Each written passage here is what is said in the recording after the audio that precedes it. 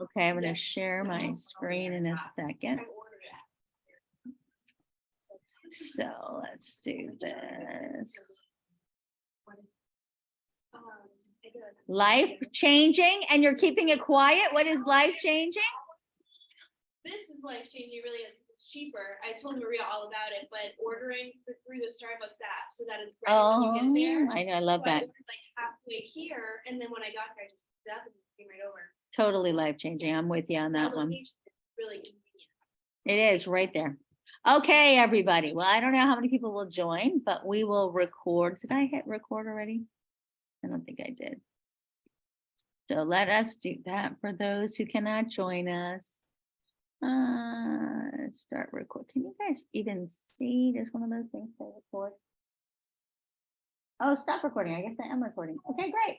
All right. Well, I'm going to say good morning, everybody. Happy Monday before Christmas, which explains why we have 3 people on Zoom. But we have some wonderful people in the room. Hello, wonderful people. And today is the last day of our Top Gun training. We are talking about understanding and explaining your value proposition.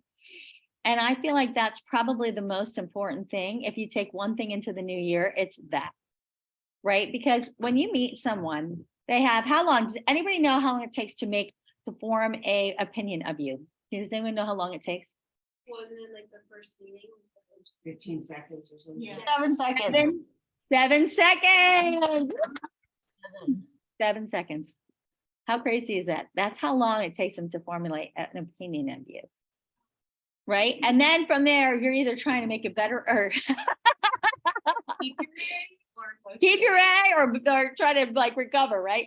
So that's why matching and mirroring and really trying to present yourself super well, do your homework before you get there. All those things are so crucial because in 7 seconds, that's what you get, right? Hi. I mean, that's it. That's your time.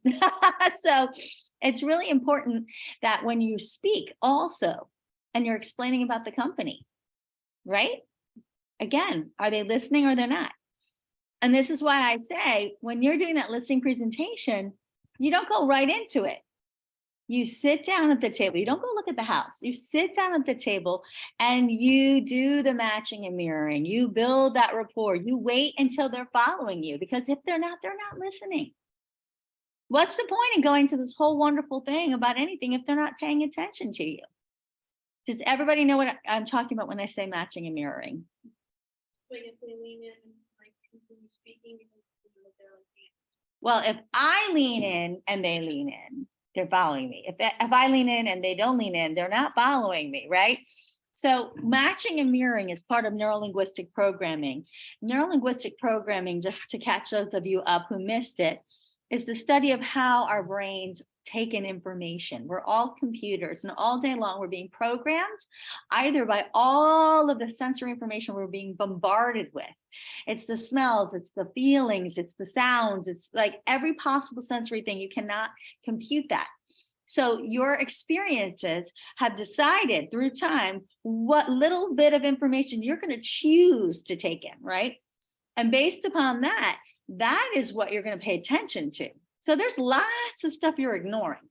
Now, you can choose to pick and program yourself, or you can choose to be programmed by not paying attention to it. Does that make sense? So like, for example, there's triggers that we've all been programmed to. When you hear a siren, you automatically sit up and look around, right? Like, you know, that's danger. That's a trigger. We've all learned that trigger. When you hear the school bell, we all panic. Even if you're not in school, right? That's like a horrifying feeling. That alarm. You're right, exactly. Well, and now our phones, a ding, Right. you're like, oh, right. Not again, that's a ding. Yeah. Right, there are these things now, but smells are they can be wonderful or not wonderful. You know, that's why, for example, in model homes, we always make cookies.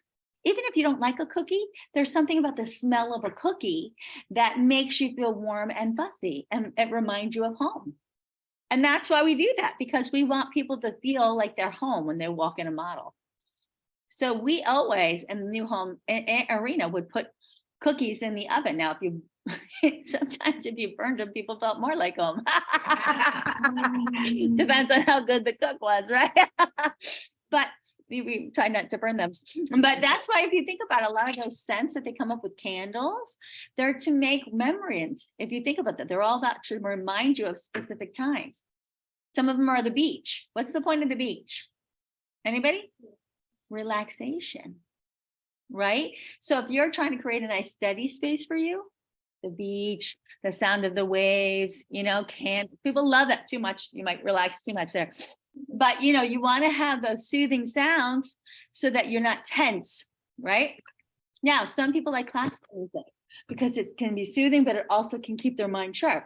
These are things that help program people depending on the type of way that they communicate. If you're an auditory person, the way you communicate is through sound. Your memories are through sound. Those people, when they study, they have to do it with music. My children always study with music, and I used to think, you're not studying. Stop playing around and listening to music. Until I learned that that's how they actually learn. Without the music, they don't have what they need to connect and really be able to remember. Isn't that interesting? Now you have people like myself and many of us in the room who are visual people. We see the world. That's how we remember the world. It's like videos and movies. How many of you, when you dream, you see it like a movie? Sonia. I bet you're a visual. What does everyone think Sonia is? So we do a little experiment with Sonia. Come on down, Sonia. A little bit of all of it. Let's see what Sonia is. Anybody interested? I'm a sheep visual. We're gonna do a little fun here. Let's stop my share for a second. Rinse and repeat. See it. Feel it. Okay. Don't worry, this won't hurt too much. Just kidding. Okay, so just gonna ask you a series of questions. Okay. Nothing big, just whatever comes to mind. I want you to think about it. Okay. What did you wear on the first day of kindergarten?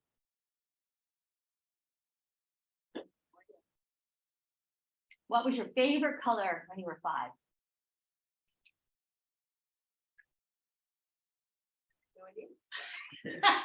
She obviously does not have strong I memory. don't remember much when I was a kid. Okay. At least get to high school. Oh, high school. Wow. All right. What was your favorite food in high school?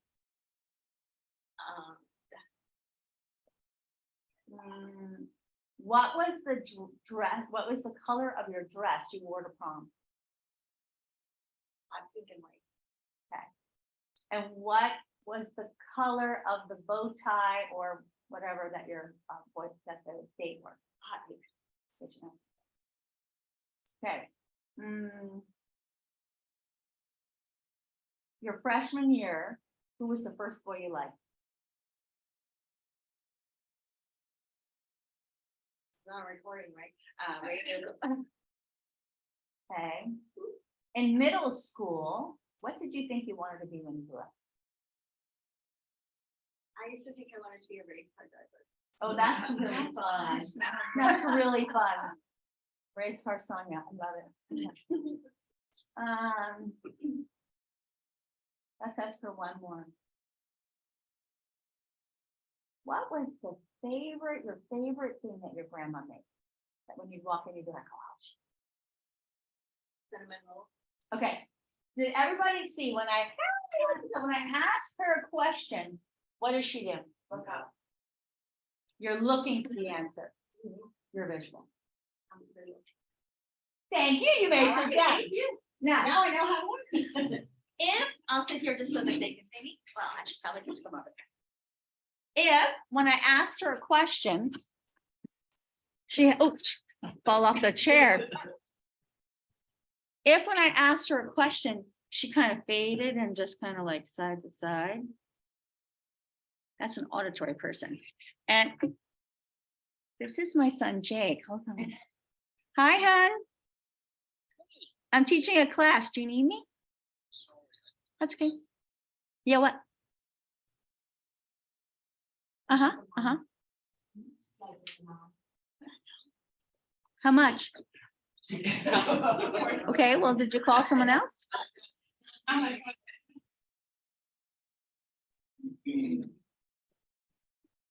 Uh-huh. Oh, everybody's a lot. Yeah, this morning. I noticed they were. No, just do it. No, just do it. You're fine. Well, it is what it is. You need it today, okay? But it is what it is. You gotta get it today. Okay, love you. Bye. All right, sorry about that, guys. That's what happens when your kids come home from school. He's doing a study abroad program and he waits till day like 1 left to do his, physical. Where's he going? Switzerland, stop.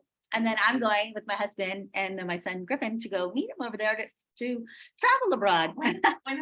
May, Oh, 2 weeks. that's so exciting. Yeah, I'm very excited. Amazing. Okay, sorry. Then, so that one, I had this teacher that I used to be like, is he looking at me? Is he not? Like, you can't tell. Somebody who's auditory, they kind of go back in their heads. You can't, let's play with Oksana. Oh, boy.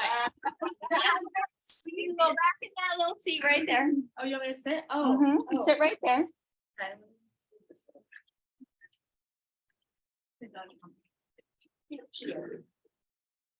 She might be something different, that's why. I feel like it. Well. Wait, what am I supposed to do? Nothing. Just answer my question. Gosh. That's terrible. Okay, I bet you'll know these questions. Unlike Sonia. Good morning. Okay, when you were 5, what was your favorite color? Blue comes to mind. Immediately. Think about it. When you were in kindergarten, what was the first thing, what did you wear for the first day of school? I don't know. What was your favorite food in middle school?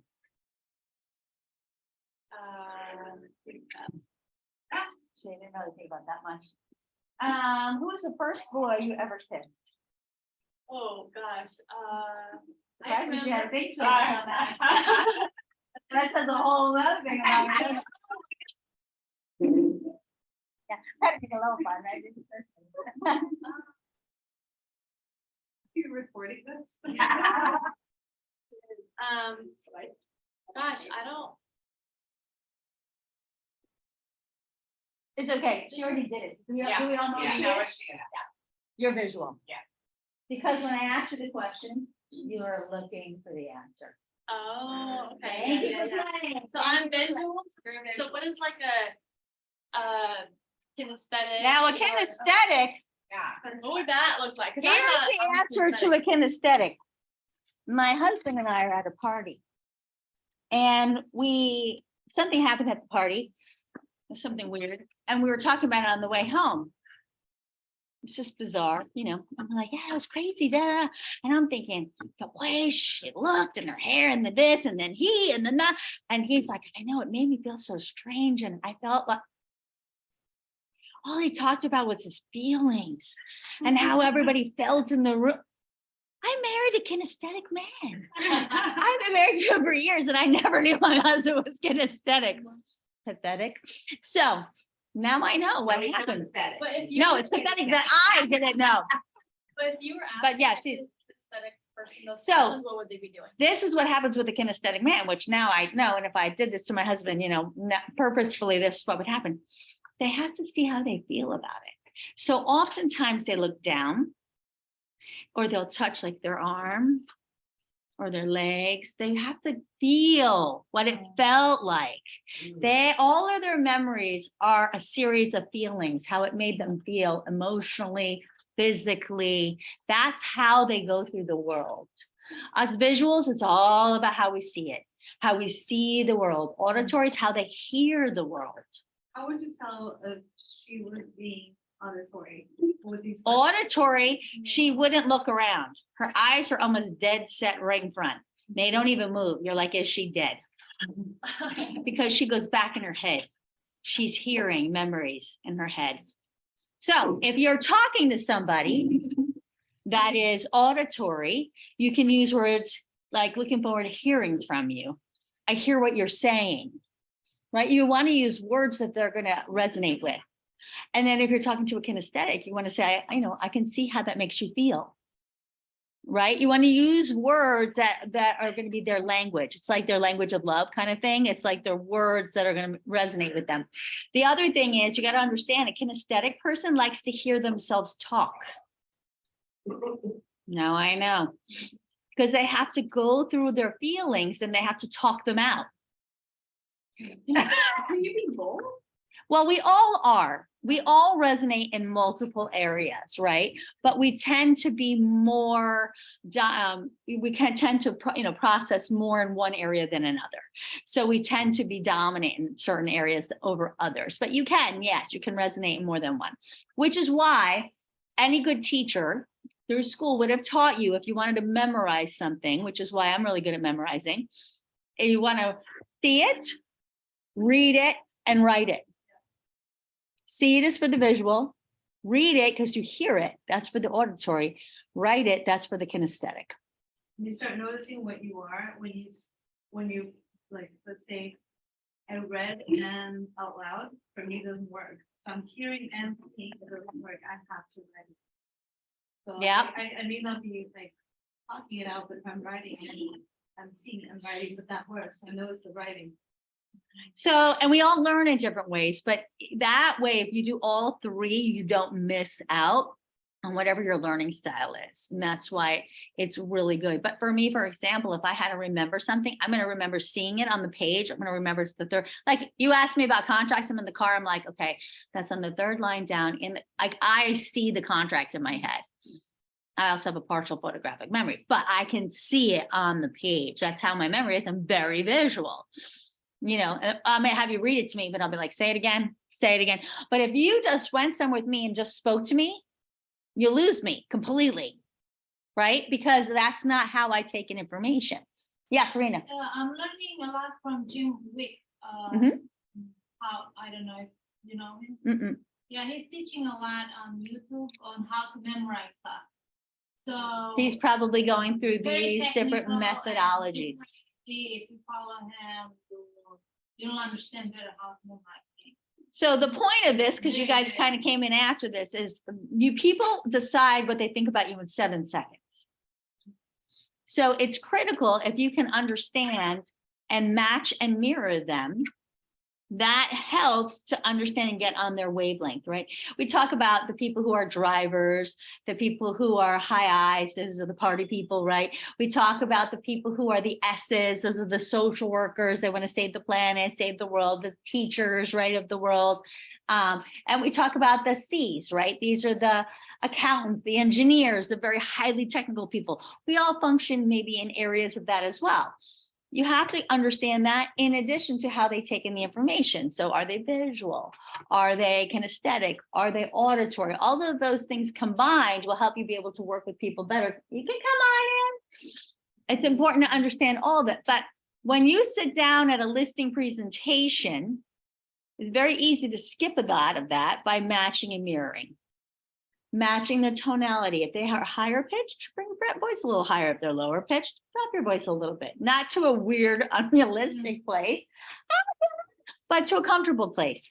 Match their breathing. If they kind of breathe a little lighter, breathe that way. If they speak a little faster, speak a little fast. Don't do it out of, obviously, if you can't speak fast, please don't try to speak fast. It'll sound really stupid, right? But try to match.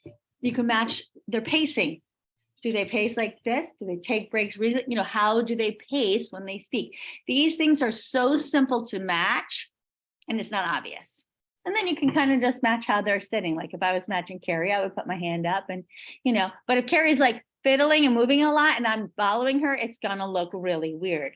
The other problem is if you're on a listing presentation, who are you following? The guy or the girl or the husband or the wife, or two guys you have to try to pick who you think is more dominant. You may or may not be right, but pick the one you think is either going to be more dominant or the one who you think doesn't like you. Yeah, the female, like, wouldn't the majority of the time, like, go for, like, the white? You would probably, because you don't want the wife not to like you, right? Because it's Right. more important that, especially as a girl, you want the wife to like you, because if the husband likes you too much, that's really weird, right? But if you have, let's say, two women, it's mother, daughter, or whatever, you don't want, if one doesn't seem to like you, follow her. Because you want to win over the one that doesn't seem to like you. But definitely get someone to follow you. When they are following you, switch positions, they switch positions. That's called matching. They have matched you. You can now lead the conversation. They're open to receiving the information you're giving them. Until you do that, they're not open to you. So the idea is start matching them, Yes, then they'll feel connected. yes, Then once they're connected, attempt to make a shift. And then if they follow, they're following. If they don't, you have to go back to matching.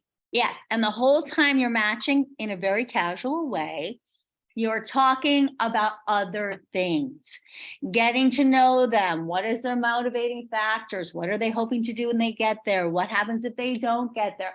Oh, tell me more about the kid. You're finding out the third, fourth, fifth layer questions anyway, right? These are all questions you need to know in a very conversational manner. So it shouldn't take you a lot of thought to do that and match a mirror, right? This is just conversational. Once they have followed you, now you can start to go into the presentation. So the first thing, obviously, remember, this is your value proposition, but you've got to set expectations. And that's when you do, there's one of three things that are going to happen here today. Does everybody know the one of three things that are going to happen here today? Does anyone need me to do that? You need me to do it? Oksana, I just want you to know how much fun I'm having meeting you here today. And if this is all that happens today, I'm happy with it. Just meeting you. I want to thank you for bringing me out here. But there is one of three things that are going to happen here today. And like I said, I'm good with any of them. The first is you and I are going to be totally on the same page. You're going to love my marketing. I'm going to completely agree with you. We're going to get your home sold and get you on to Tennessee so you can be there when your cousins are born. It's going to be so exciting. The second could be that you may not agree either with my timing or my marketing or my pricing. And you may not feel that I'm the right realtor for you, and that's okay. If that's the case, that's all right. I'm okay with that. Or the third is that I might not feel comfortable with perhaps your pricing or your timing or something that you are trying to attain, and I will never overpromise and underdeliver. And in that case, I'm just going to thank you for the opportunity and walk out. Sound good? Right? So it's a takeaway, but it's a soft one. Did anyone feel rude that I was rude? Prepare them. I have prepared them. So when I do a takeaway at the end, I don't seem rude, do I? If I didn't do that and I do a takeaway at the end, what do I seem? Confrontational. That because I did this in the beginning, if I were to say at the end, Oksana, I have to tell you, I have again loved meeting you. You have been fabulous. But as I told you in the beginning, I will never overpromise and underdeliver. I just don't feel confident saying to you, knowing how the market has shifted, that we should come at a price that's $75,000 above what your price will probably come in at. So honestly, if that's really where you want to start, I don't agree with that strategy. And I'm just going to say thanks for the opportunity. Right? So now if I say that, I don't seem obnoxious. I don't seem confrontational. Or desperate, or. Well, I'm definitely not desperate and I'm ready to walk out. And then you pack your stuff up and you move on as if you're going out. And 9 out of 10 times they will stop you. Because most of those sellers, especially the high-end people, think we need them. They think we'll do whatever they say. And when we start to walk out and they see that we're committed to that, they're like, holy crap, they're leaving me. A lot of times they'll stop you. Maybe not all. And if they don't, run. Because you don't want that one anyway. Anybody in here just wants a listing just to sit there so you can spend money? Anybody like throwing money at a bad listing? I don't. Right? So what's the point of that? We want saleable listings. And if we're very upfront right from the beginning to let them know we have amazing marketing, which is what we're talking about, a value proposition, right? But what's the point of talking about a value proposition if we don't live it? No sense in it, right? So by starting with that, you're setting the groundwork for your value proposition, aren't you? I mean, that is about as honest as you could get. Would you guys agree with that? It's a very simple thing to say. 3 things gonna happen. I'm good with them all because I've met you and I love that already. First thing is, it's gonna be fabulous. We're gonna hit it off so well. It's gonna be great. We're gonna get your home sold. Second one is you're not gonna be perhaps good with perhaps my marketing plan or the time frame I want to do things or the pricing. And you're not gonna think I'm the realtor for you, and that's okay. Third, I may not agree with what you are trying to accomplish in your time frame. And I will never overpromise and underdeliver. They're using this takeaway in the time. Yeah, help hurry, and they're doing a lot of it differently, and then they'll tell you that you can become a resident from owning timeshare. But yeah, yeah, but it's true. What we're saying is absolutely true, and you have to be ready to walk away. Okay, everybody good with that? And then for me, I would go right into 5 things it takes to sell a home. You know, it's so funny. People ask me all the time, what does it take to sell a home? Only 5 things. Everybody know that one? Does anyone need me to do it? Sure. Only 5 things. What do you think, Peyton, is the most important thing to the buyers? Really? Or the What are you, a realtor? The price. The price that the buyer's paying. Absolutely. Who do you think gets to set that price, Peyton? Typically, You're the buyer, you're the seller, Peyton. me, I choose. You would think, yeah, no. I don't get to choose either. Not even the buyer. A buyer could walk in here and say, this place is beautiful. I'd like to pay $1 million. And it is beautiful, but that bank is going to send that nasty appraiser who's going to come in and they're going to look at like-kind properties that have sold in this neighborhood, and they're going to see what they have been selling for. So therefore, you see, it's the market that sets the price. And that's why we're going to look at what the market holds for this. So don't worry, you don't get to control the price, but the next one you do, and that is the terms. Do you want to have a broker open? Do you want to allow a VA to put in an offer? Or are you only cash? All these different things. When do you want to close? You get to determine all of that. You're completely in control of that. The next thing, of course, which is really important, is the condition of the home, which you've done an amazing job. And again, I won't be here to put the cookies in, that's you. So you're in control of that one too. And then, of course, we all know, everyone's heard it, location, location, location. Now, you did pick that one the first time around, but this time comes around as the buyer, right? So I need your help because they don't care what I think. They care what you think. So I need your help telling me all the reasons you picked this location in this community. We're going to actually use it for the public remarks because people want to know those things. And that's going to help us to get the right buyer for this home. So I told you there's 5 things it takes to sell a home, right? We talked about 4. I haven't even done anything, have I? You're probably wondering why I'm sitting here. But the 5th and the most important thing it actually takes is the right exposure for the home. And that's why I have chosen to work with Premier Sotheby's International Realty. Segue into our value proposition. Everybody good on that? Now you can choose to use that one or not. I have used that for years. I think it is super smooth. Now notice 2 things. Did it feel conversational? Was there any conversation? Exactly. You need to make it feel conversational, but do not let it become a conversation. You need to drive that. It can't stop and get sidetracked. It defeats the purpose. It is also setting expectations. What is the most important thing? You don't set the price, so don't even try. It's set by the market, right? Another big one, we get to smack them down. I love that one. That's my favorite one. It's gonna be the first thing you say. The next things, it doesn't matter. The first thing has to be price. You got to end on exposure. Everything in the middle is irrelevant, the order. I personally like to do terms next because it gives them control. Condition, again, letting them know I'm not going to come clean your house before showings. That's your job. I think I said that in a nice way, but that's exactly what I'm saying. Because oftentimes, don't these sellers think that you're going to come and prepare their home and get it all show ready? I know, my friends, you're putting the damn cookies in. That's your job. I'm not putting those in. And then, I mean, that's up to you. You say whatever you want to say. You want to put the cookies in yourself? Knock yourselves out. I'm not doing it. And then the location, location, location. Everybody's heard that. I think it's important. What did I do with that? I put them on my marketing team. Did you guys see how I did that? And it's true. What are the buyers? They don't care what I say. They don't even believe us. We're on the other side. They think we're just trying to sell them. Right? But if the seller can tell us all the great things about the area, why they moved there, maybe not why they're leaving, right? Because sometimes that could be not good, but that's the stuff that we want. And by the way, who wants to sit around like pounding your head against the ceiling? These soaring ceilings. I mean, please, guys, it's getting really old. Like all these written things are the same, right? But if the seller can help you write some really good stuff, it's really helpful, don't you think?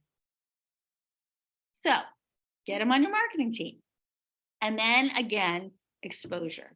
They need to understand that's where we shine, and that is the most important thing of a realtor. And then we talk about our value proposition. So what is the value proposition of Sotheby's International Realty? Anybody? You should have 3, I think, for each thing. Sotheby's International Realty, anybody? The global exposure. So what is it? Why should they care? Because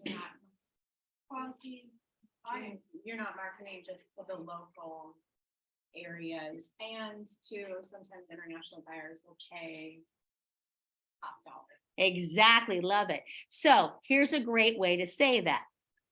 Peyton, of course, we went on a very expensive listing, right? Let's say it's a million, let's just call it that. Peyton, let me ask you, how many people around this general vicinity do you think can afford to purchase your home? I don't know, probably like. You think 10,000 people in this area can afford $1 million? 10,000 people. That's a lot, really? You think there's 10,000 people right around your neighborhood that can afford it? 10,000 people. How many people live in your neighborhood? 100. And you think 10,000 people around here make more than $1 million to pay for your home? Mhm. I hope so. I don't think you've looked at the demographics here lately. Do you know what the average income is here for a married couple? $62,000. Wait, combined? Yes. Wow. Guys, look at your statistics. Oh, wow. Yeah, that's horrifying, isn't it?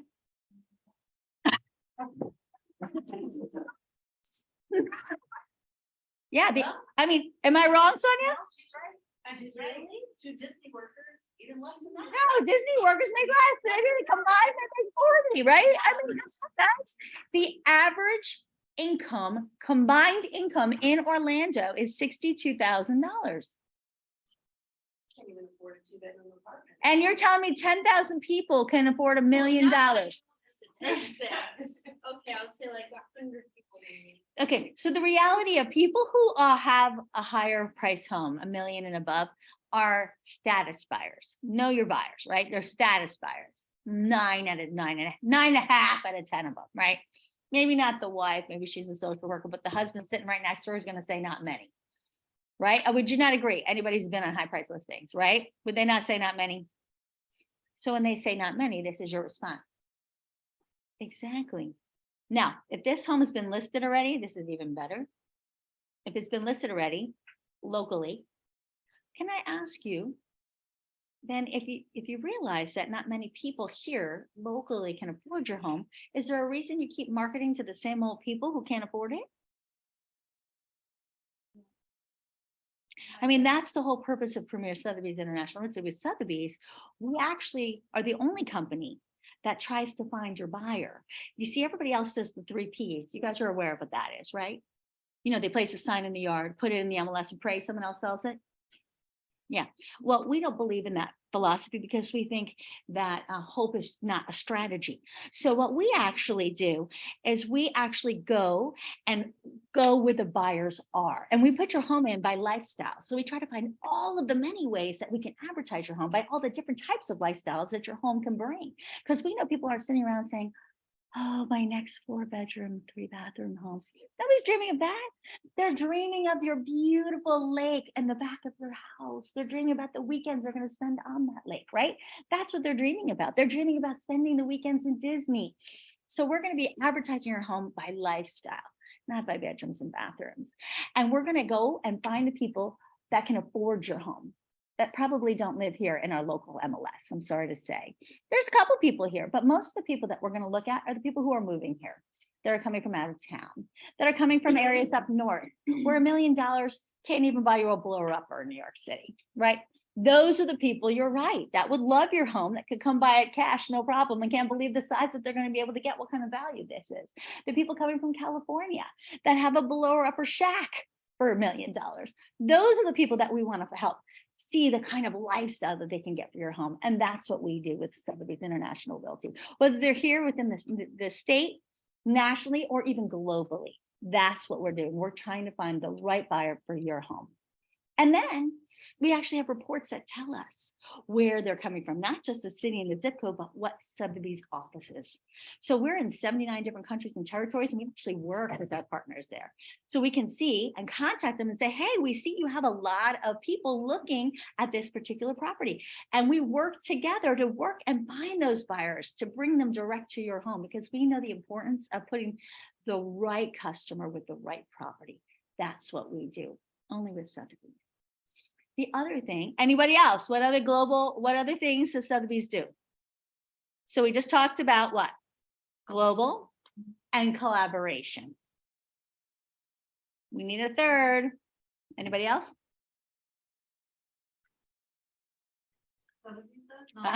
Not Premier, Sotheby's. We need 3. I did actually say list track 2. So it kind of did say 3. We kind of did say 3. You're right. Do we have any more?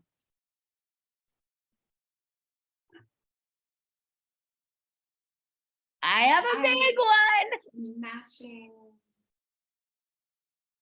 Matching Sotheby's tries to match buyers and sellers, or is that the same thing as what we just said? Kind of.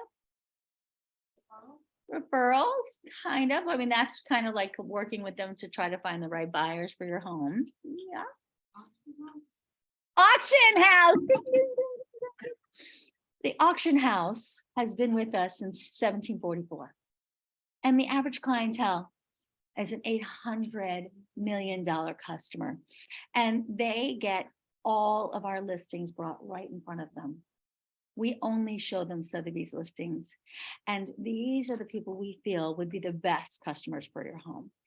We might make sure at every auction event, there's over 300 a year, they're showcasing our Sotheby's properties, because we know that level of clientele will appreciate homes like yours. Do you think that would be a benefit for your home? Right?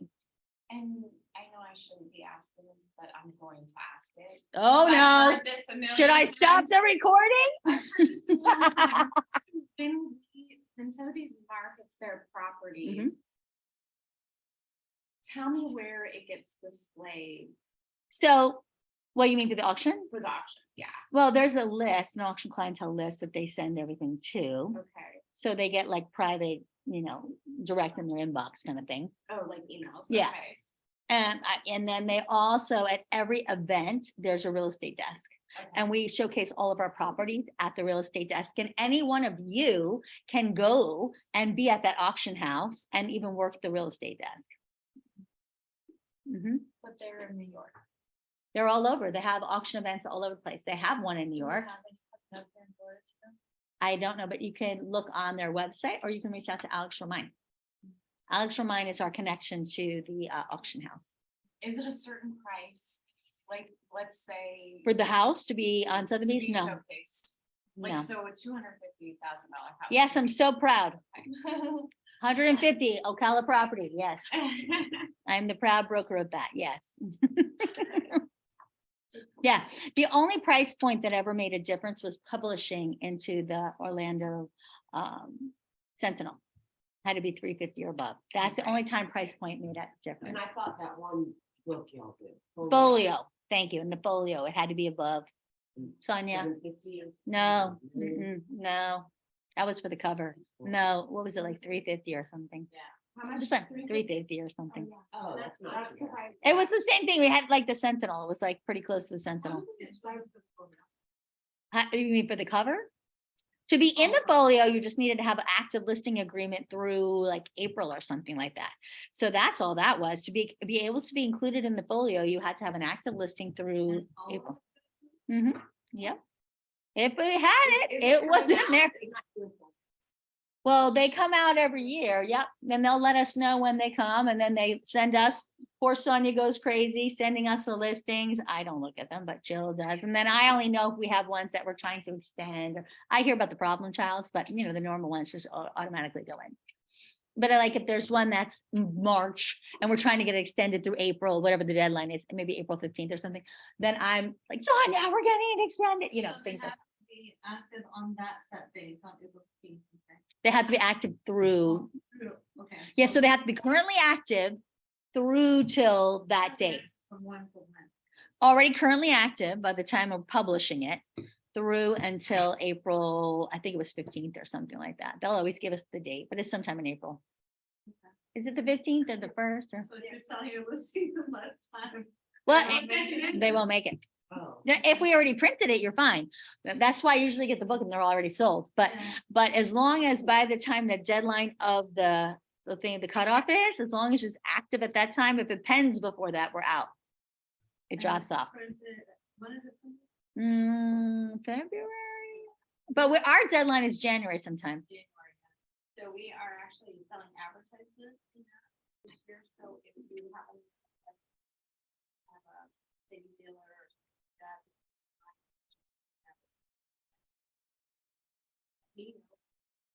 Yeah, because I'm hopefully sorry, it'll give I us didn't more hear you. exposure. So anybody. Oh, that's yeah, like Karina. a Complimentary type of company that might be interested in that. Folio magazine. We're interested to talk about those, more than advertising. No, but they changed the advertising or something like So that. it's still in there. We'll verify it with Sonia, but I believe so, yeah. Okay, thank you. Sonia, Carrie asked an excellent question about the New York Times. They changed something with their advertising. Do you know what it was? Are we still in here? Like, I remember like a year ago confirming and we were like not advertising, they weren't advertising homes anymore or something. I know that they're still doing it through the Sky ad as well. If you want to have somebody. But go are with we, does it go through the Sotheby's exclusive network? that, I don't know. Can you verify? My understanding was it still did, but it was just in a different format or something like that. It'll look different layout, right? Yeah, we had like a different placement kind of thing before with the New York Times, and I think they swapped that, like how it's being placed, but I don't know. Can you find out whatever that was? Yeah, there was something. Cause that's always a big one when I go to the listing appointment. When I say New York Times, it's like, that's kind of a big deal. And I remember feeling like at least a year ago that I couldn't say that anymore because I couldn't, it wasn't populating in the report. Well, I never did populate in the report. We never had the link for it. Oh, okay. Yeah, we never had the link for the New York Times. And you could go search things, but I always just like to put the ones in there with the link because it's easy. Yeah. Just lazy. Which we do more than anybody anyway, so I mean, if that's lazy, right? But yeah, like the James Edition, Bloomberg, there's so many great ones in there, Wall Street Journal, that you just can copy the link for, Mansion Global, you know, July. I Mhm. just did want, I just pulled some stuff off which track for an agent. Mhm. I wanted to know exactly how many websites you're on, so I can come up with. But, if you guys ever go on, I'm pulling it up now. How you pronounce it? July. July, with globally, Uh-huh. Sotheby's Realty, and then James Edition, luxury real estate, per star, Mhm. PRSTAR. That pretty much syndicated almost through Spain, Switzerland, Portugal, United Arab, Mhm. Greece, India, Germany. And the list goes on and on and on, and Red Friend and Shula. So, but if you wanted to show a client, the one that you can definitely go on that was very impressive was the Proper Star, PROPERSTAR. That just shows you every country. You could click on it and see it listed in every country. Can you spell it? Really, PROPERSTAR.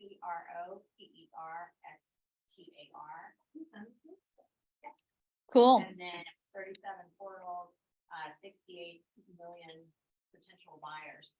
So Like what, it. tell me. So you go into that website, into List Track. You go to list Oh, track, Okay, got it. And then and then you go into Pro. Click on the link. Yeah, so. like Property Star, Oh, prop, gotcha. per And star. that's indicating that to all different countries. Gotcha, yeah, okay. Also, too, you can see the Nikkei. There's so many that's Yeah. done in Japanese. There's some cool ones. Okay, so those are some of the good ones that I think we can use for Sotheby's, and then Premier Sotheby's. Let's talk about some of the wonderful value propositions of Premier. Anybody? Anybody? Sonia. Kelly? My favorite private placement. Private placement. I love that. So until you have an idea of where you want to go, you can certainly list your home with us in a secure environment where only the top agents can see it.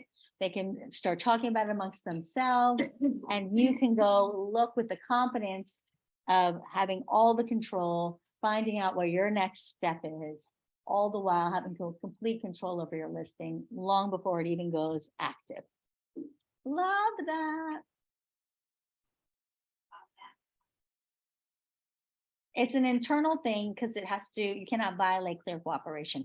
So Carrie had a broker open, the first one, mind you, ever that we've done for internal a property that is on our private placement, because the national cooperation. So just to catch you guys up, the Department of Justice, that lawsuit against the National Association of Realtors is not over. It has continued. So they have said that the listings have to be publicly marketed. Everybody has to have a right at the listing. You cannot have a pocket listing. You cannot take a listing, sell it to anybody you want to, market it without putting it on the MLS. If you have a listing, it must be on the MLS. Otherwise, you're not allowed to market it. The only caveat to that is you are allowed to share it with your own office. Our office is 41 offices. Here's the beautiful thing about Premier Sotheby's. We have 41, actually more now, 61, I think, but anyway, offices with the top agents, all in Central Florida, Tampa, down through Naples, and in 10 locations or more now in North Carolina. Now, we can showcase it to any of those because it is all Premier Sotheby's. What we cannot do is send it to anybody else. So when we send out a flyer, it has to only be internal.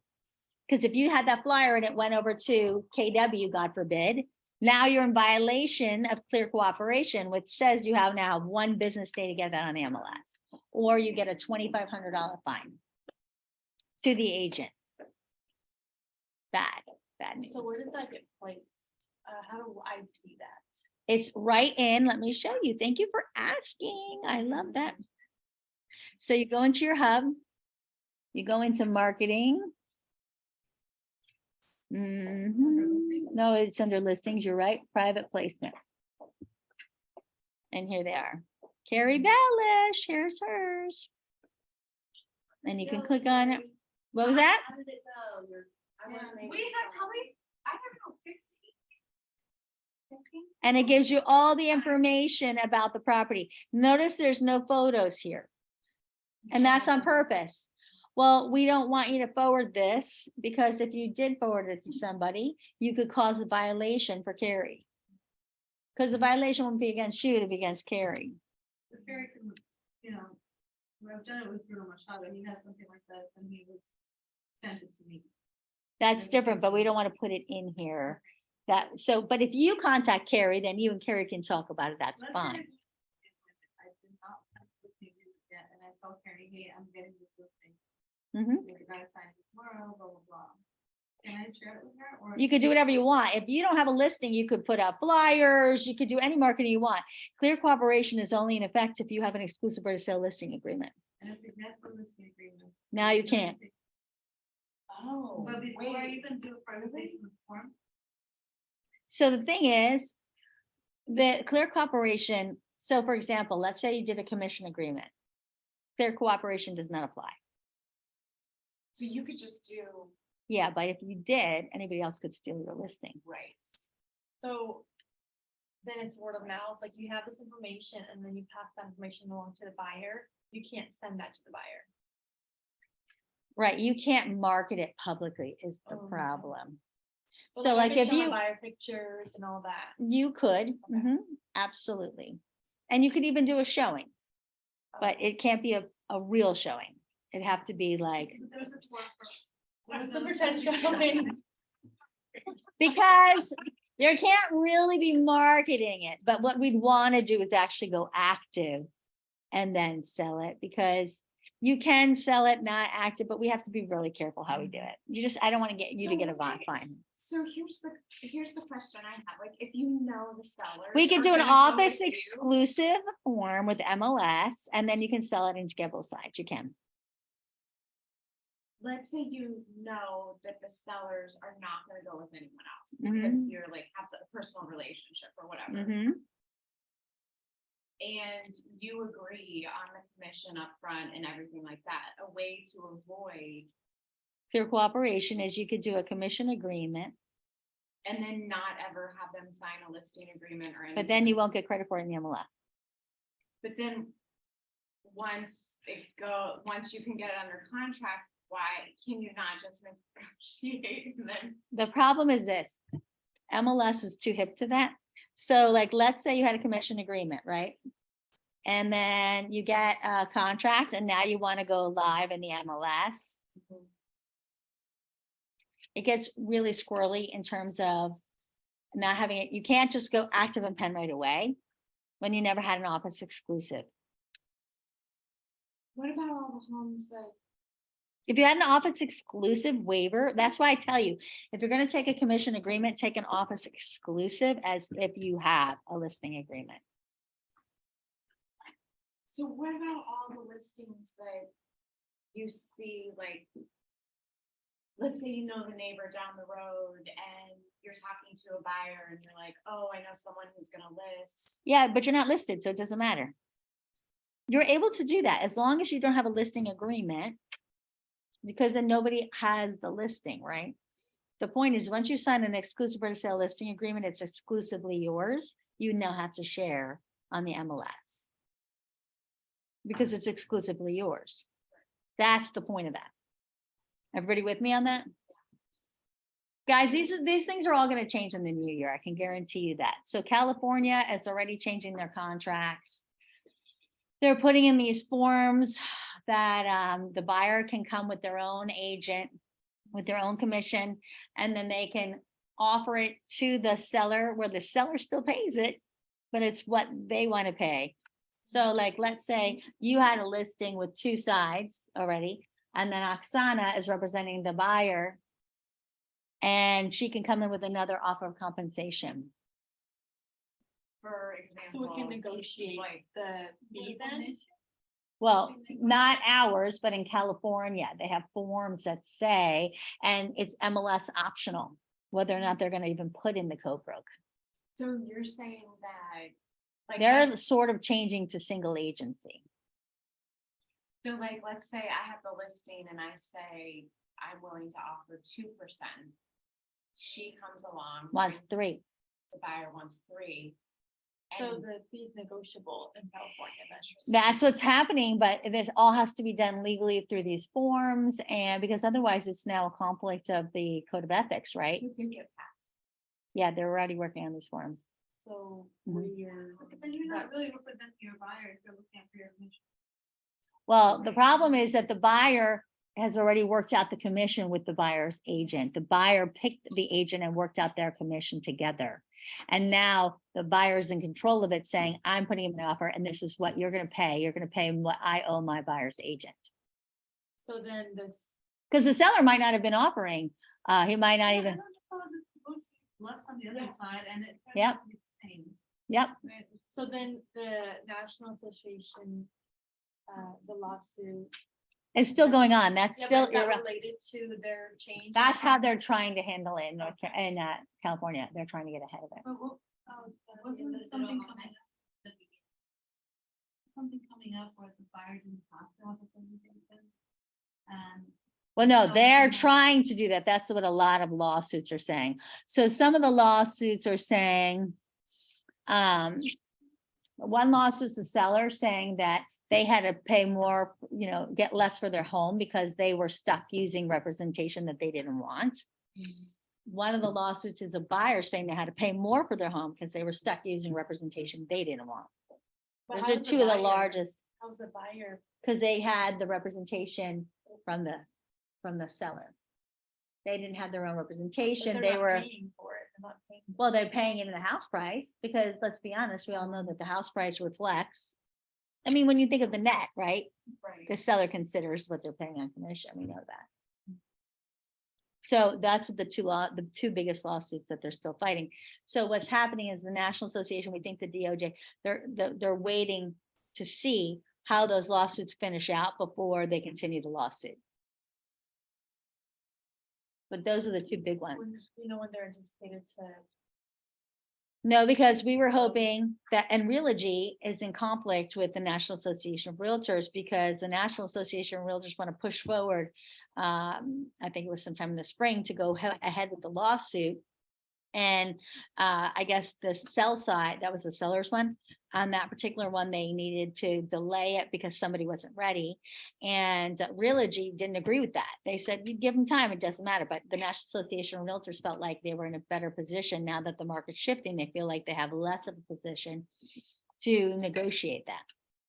So there was an article in Inman in regards to the fact that Realogy, which is no longer Realogy, they're Anywhere, right? But they're the same company, they changed their name. They're in opposition with schools of thought on that particular lawsuit, not about the outcome, right? But about when it should have been fought with Realogy and, or Anywhere now, and the National Association of Realtors. But they're both, of course, on the same side because they're being called in as well. Several of the large companies are being called, as well as the National Association of Realtors. They're all being called as defendants in that lawsuit with the seller. So it's a big lawsuit. So all these things are going to continue to happen, which is why we have to know our value proposition better than ever. And that's not necessarily our company, because our company is a marketing firm, right? Our company does the best marketing. They do wonderful reports to tell you everything we're doing. We give you the best accountability with our sellers reports, right? So we have so many reasons why you want to be able to work with the company. We have the best opportunity with all of our agents everywhere with the private placement, right? There's so many wonderful things, but you better know your value proposition because you're going to be called, I guarantee you, into question by both sides as to why you should be representing me, or by the buyer who doesn't want to use you as a representation. When the seller, you've signed a listing agreement. See, like once we get buyers coming from California who are going to get used to some new representation type, they're going to say, well, I don't want you to represent me. I want to be unrepresented, or I want to come with my own representation.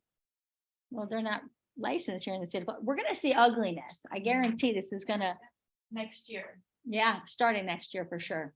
It's going to start. So you have to understand contracts better than anyone. You have to understand the property, how our rules work. You have to understand code of ethics. You have to really, so when someone says, why should I use you?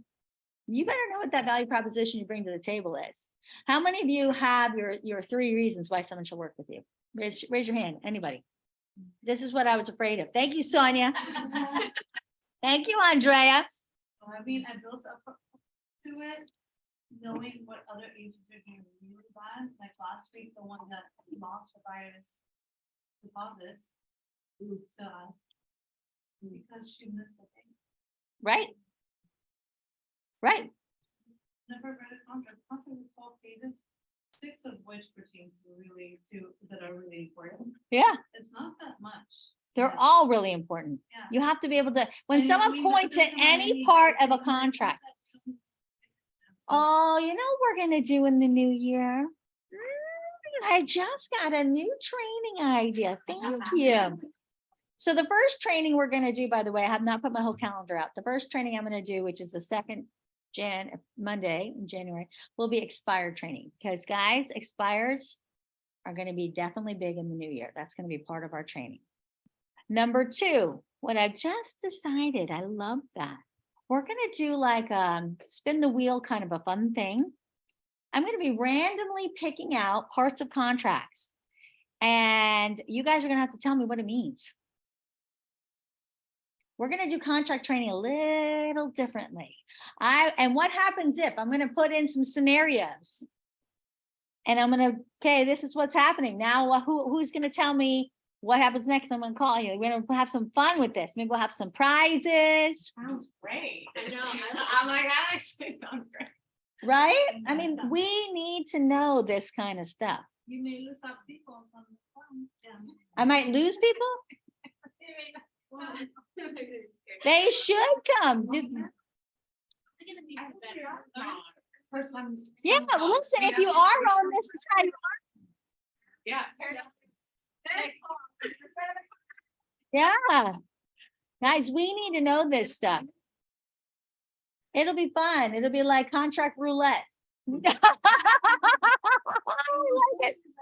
Go over the contract. and Yeah. Studying even more. Because, let's be honest, in this room, by a show of hands, how many of you have actually read cover to cover the as-is contract? You told me to, so I did. Okay, how many of you cover to cover have read the regular residential contract? Because you told me to. Yeah, I know. I think you told me the first week. I you did, read and you did it, right? Yeah. Mhm. So. Have you never done it? No, I mean, we went through it thoroughly, but I didn't read. every You single need to word. read every word. When I tell you the best contract training is to read the entire contract, highlight anything you don't know. You should be able to summarize any paragraph. I mean, imagine with my international team, they had to be able to translate it into any language that they spoke, right? So you got to understand, like, okay, ready, guys? Here's the question. Mold, what is it? Someone raise your hand and tell me quickly. Someone just shout it out. What the hell is it? Come on, anybody. It's back to, yeah, wet. Due to. Okay, you should be able to answer very quickly. Now, this is good because we had it at the builder, so we had to say that we had 3 pages. It just got more and more pages of mold, right? Because as there was more and more lawsuits for mold, so all of our little snippets are pages in the builder contracts, by the way, just so you know. Mold is a naturally occurring thing that happens when you do not let the air in. So if you're taking a shower, open your windows. Mold will be naturally occurring here in the state of Florida. So make sure that you ventilate. You just need a phrase like that. Do we need to be mold experts? Dear God, please not. That's all you need. Okay. All right. Can someone tell me what FERPTA is? Yes. Okay, but what is it? So it's basically when you sell a property, Foreign side. a We foreign have to seller, disclose if it's a they have foreign. to, so the title company has to withhold 15% of the sale price to cover for capital gains the next year in case you just went out of time. Okay, thank you. Okay, now Andrea can't say anymore. Should the buyer be allowed to waive the withholding? No. Not Yes. allowed. No. It's not allowed.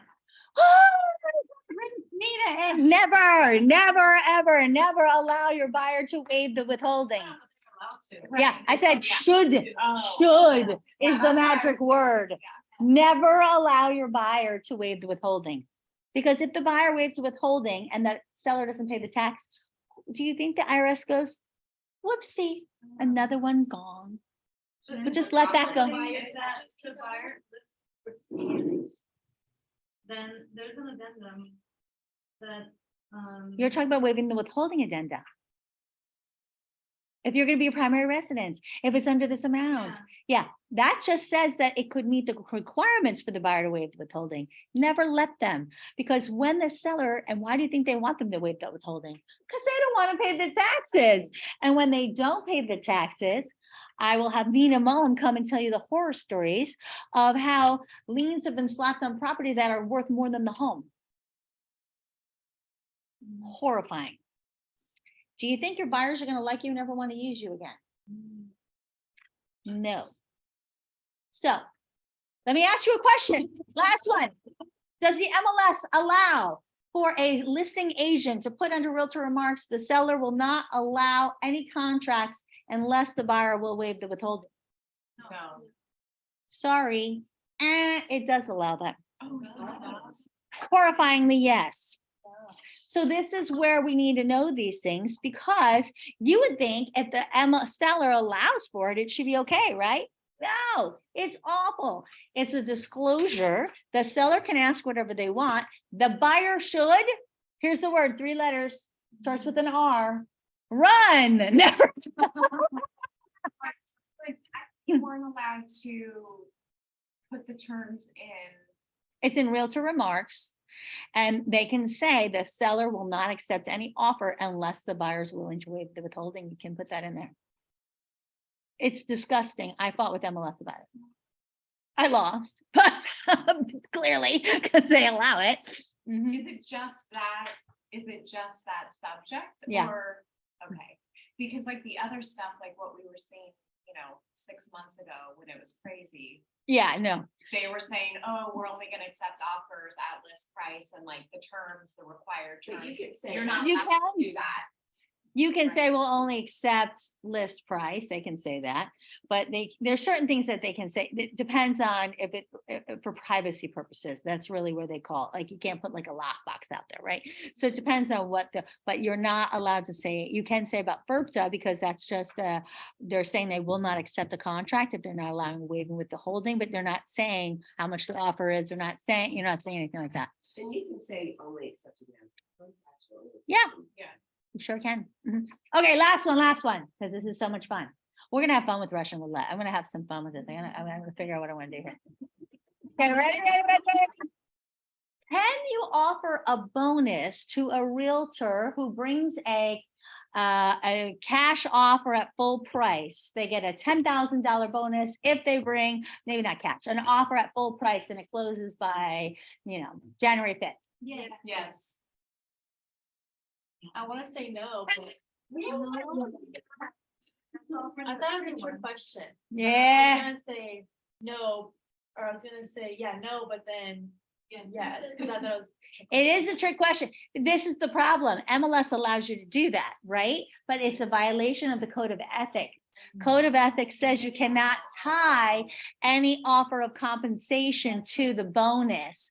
So the thing is, you can offer a bonus, but if you have a bonus out there, it doesn't matter what the price is. So let's say they came in and you thought you could do that, and this happens, by the way, and they didn't bring it up full price, they brought it 10,000 less. And so you go to closing and they're expecting $10,000 bonus and you don't give it. Guess what? When they take you back and over to procuring costs up to the board, you're going to pay that 10,000 right out of your commission because of code of ethics, you were not allowed to offer it that way. The MLS didn't help you because they allowed you to do that because it doesn't violate MLS rules, because MLS has nothing to do with code of ethics. So, Totally confusing. so my first deal ever, I got a bonus, Mhm. at closing, and the agent told me that I was the representative buyer. She told me like the day before, I'm gonna give you a bonus because it went so smoothly. And I was super happy because it was my first deal, right? She's like, oh my God, I never get that. The seller can do that if they so choose. Just, not the seller. Okay, that's, Because she was keeping Special. 3.5 and offering 2.5. 7 years. so a seller can, an agent can do that. That's, But you can't advertise that, right? Because at some No. point, like I offered 3% on mine, and some of these agents, usually they don't deserve it. yeah, you can't say that because you can do it at the day of closing because you can just say, thanks so much. It's like giving a gift, But you right? can't say, hey, like. No, there's a bonus Because you're for you. tying it to something. No. So, The only thing you can tie it to is you can make it available for a period of time and then you stop it. But you can't even say it has to close by such and such a time. You just have to stop it. Can you offer, for example, a 2-1 buy down at full price? Or full price offers? Yeah, it's not a bonus. That's the closing So cost nothing term. happens to the agent, to the buyer, like the buyer's getting, if he sends in a full price. It's not a bonus to the agent, so yes, it's not a code of ethics. That's a term of contracted negotiation, so yes. Code of ethics applies only to realtors. So when it's buyers and sellers, that's not code of ethics, so it's fine. It's a negotiated term. is there the buyer and the seller, not? the Yeah. seller. Exactly.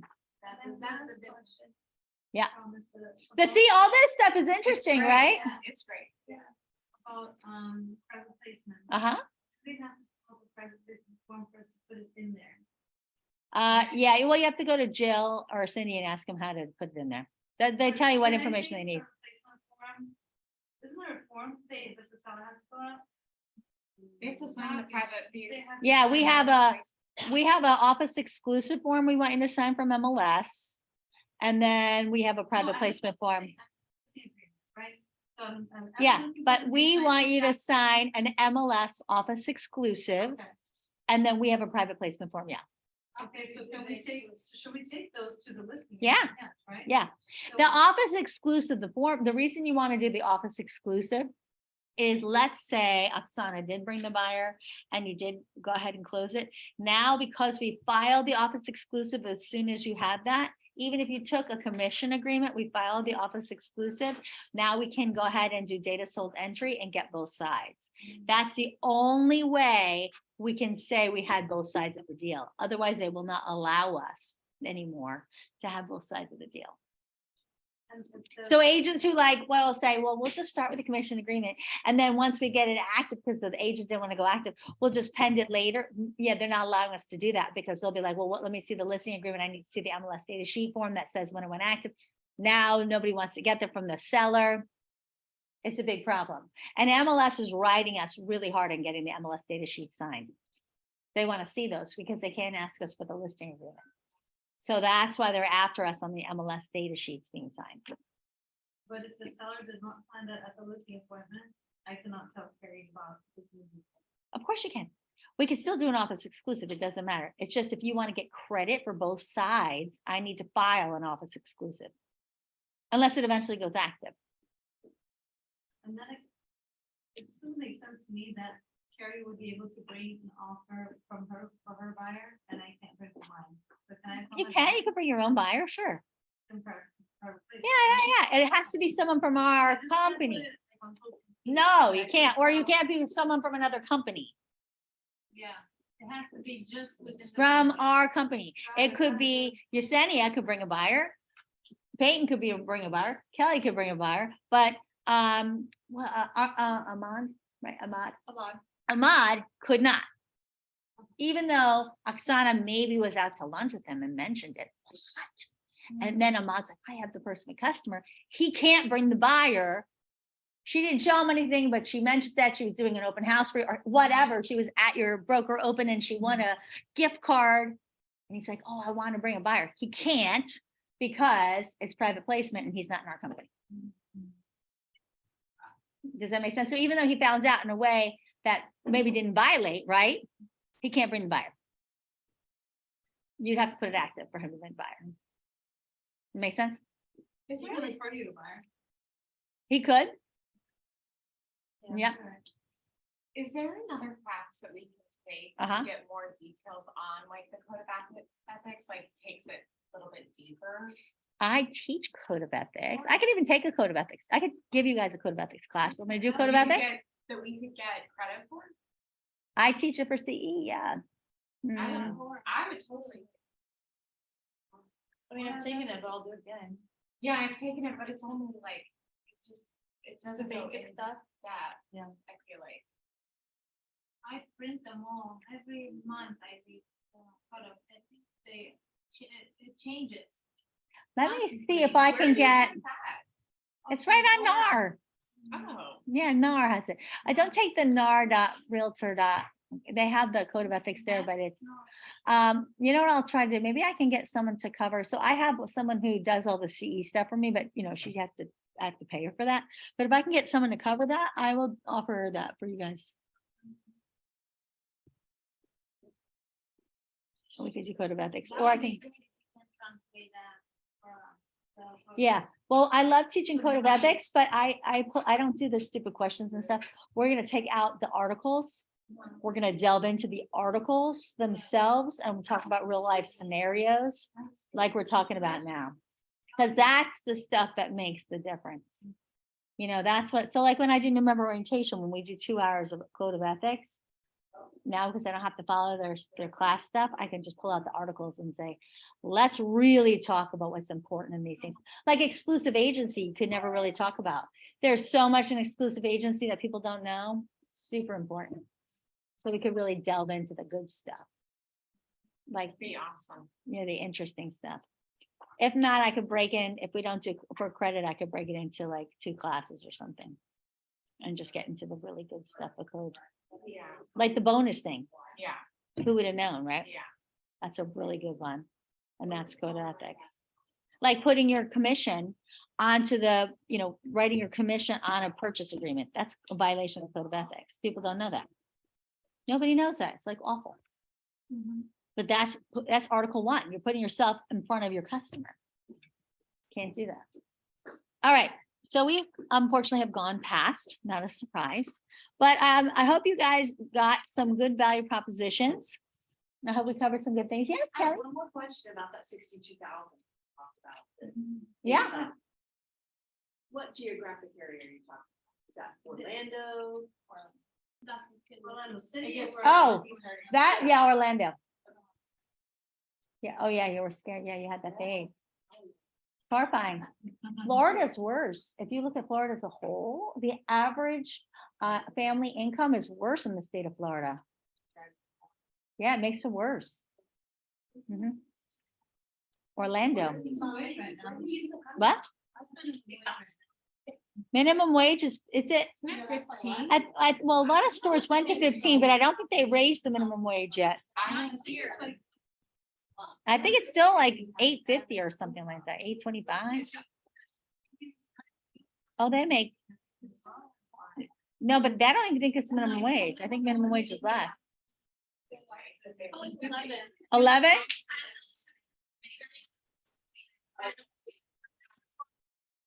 Imagine $11 an hour. Who can live on that? All right, bye guys. Thanks for coming. Thank you. Bye Gladys. Bye Christine. Bye. Have a nice day. Bye.